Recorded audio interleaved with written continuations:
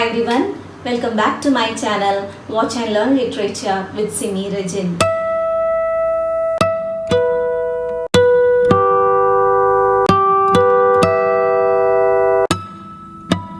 How are you all? Hope you all are safe in your homes. You have to be safe in your homes because the COVID-19 is rising day by day in a high level. So one thing I have to tell to you is be safe, stay at your home safely. Today I'll be dealing with a new topic. So let's move on to the new topic.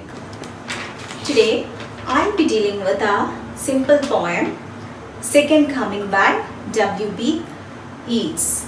W.B. Yeats, his full name is William Butler Yeats. William Butler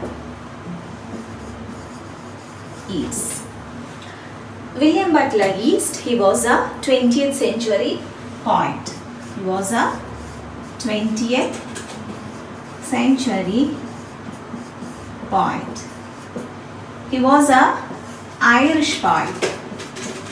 William Butler Yeats or W.B. Yeats, he was an Irish poet. He was a 20th century poet and he was born in 1865 in Santry Mount in Ireland. I told you he was an Irish poet and he has helped a lot in the founding of the Abbey Theatre in Ireland. Abbey Theatre. He has helped a lot in the formation of Abbey Theatre.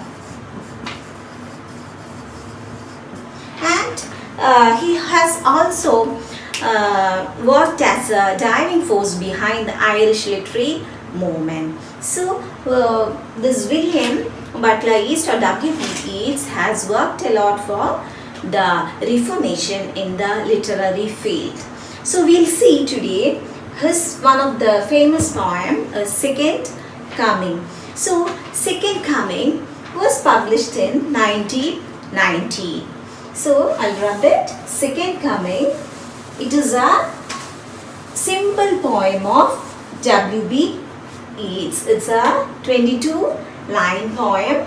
It's divided into two stanzas and it was published in the year 1990. This poem was published in the year 1990 and it's a modern poetry that depicts the end of Christian era and the beginning of the barbarian era. That is Second Coming, the poem divided into two stanzas. The first stanza and the second stanza. It is divided into two stanzas with 22-line poem. It's a simple poem. And in this first stanza, you're going to see the poet imagines a lot of things. He is now in a world where he is very much disturbed by the World War I.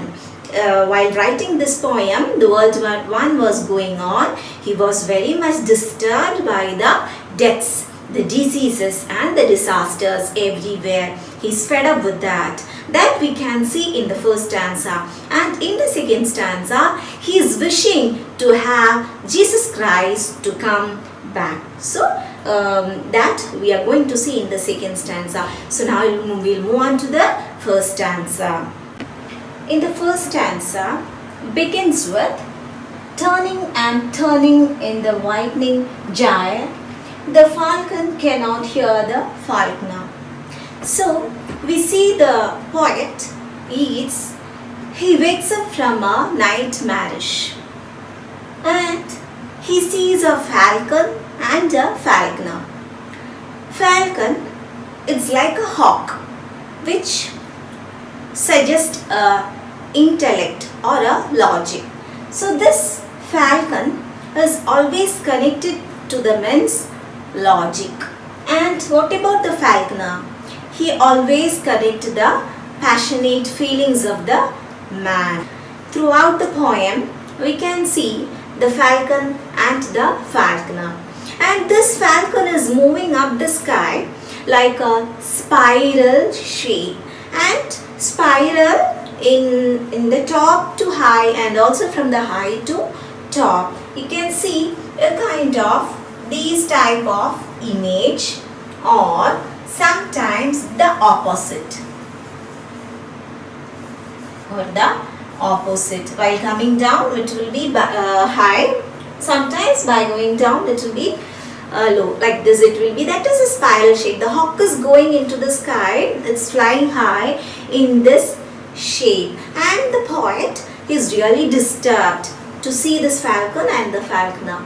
And this falconer, I told you, it's full of the passionate feelings of the man.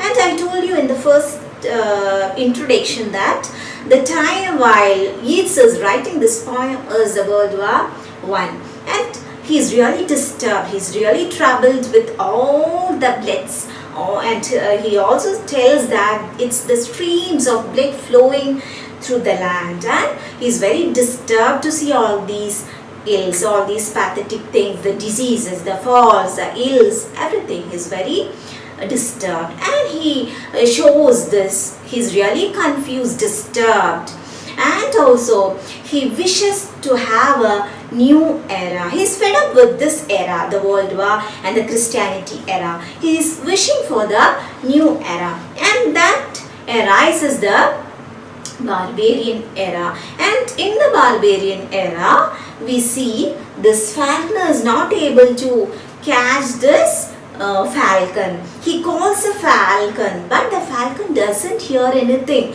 He is controlled. He cannot control, the falconer cannot control the falcon. Now the poet really wishes for another era. That era is taken from the biblical context, that is, they are waiting for the Jesus Christ second coming. This second coming itself is the title of the poem, the second coming. Now we'll move on to the second stanza.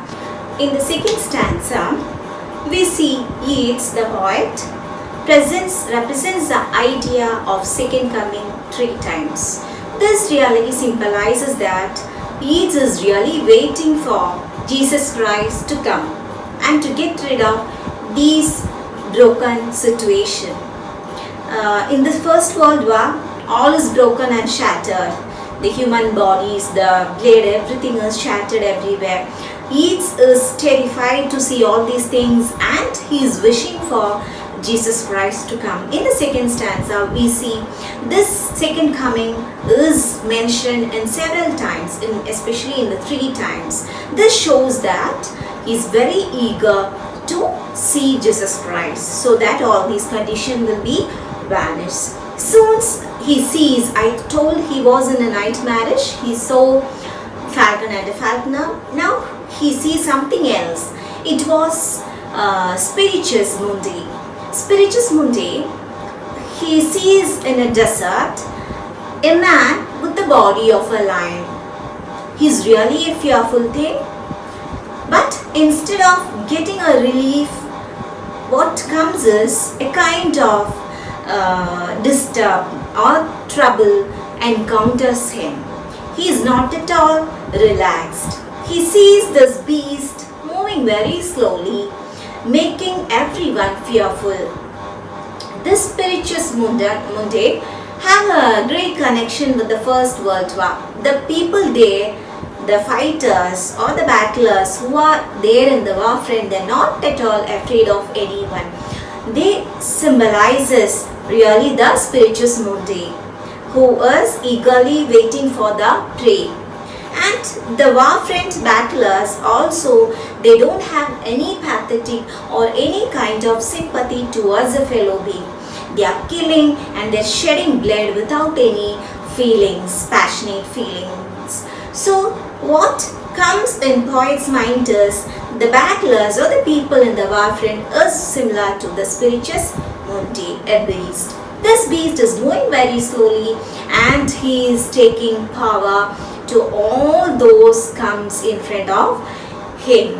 The war is really terrifying our poet. Now he is really wishing for whom? For the Jesus Christ to come back and to solve all the problems in this world and make the world a beautiful one. And and he wishes to get rid of this Christian era, and he is wishing for the Christ to be born once again in the Bethlehem. And this is the end of the second coming. First we saw a falcon and a falconer. Then what? The joy moment. Then next one, the last stanza, we saw the Spiritus Mundi, which you have to keep in mind. So I hope you all understood the second coming, which I have taken in a very simple way. Hope you all understood. Keep on watching all my videos. I'll be uploading all the poems in a very simple way, easy to learn and easy to understand. So please keep on watching my videos. Subscribe my channel. Give your likes, give your comments in my inboxes. Support me. Subscribe my channel. After subscribing, click the bell button so that you may get all the videos, notifications of the videos that I am uploading. So stay safe.